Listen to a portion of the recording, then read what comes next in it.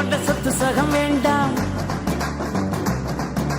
பட்டங்களை வாங்கி தரும் பதவியும் வேண்டாம்,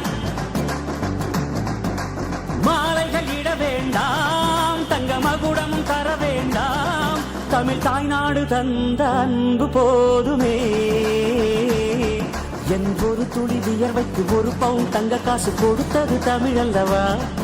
என் உடல் பொருள் ஆவியை தமிழுக்கும் தமிழக்கும் கொடுப்பது முறையல்லவா? உன் கையை நம்பி உயர்ந்திடப்பாரு,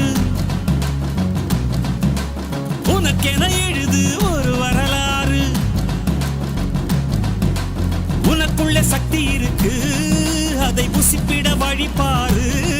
சுபவேளை நாளை மாலை சூடிடு.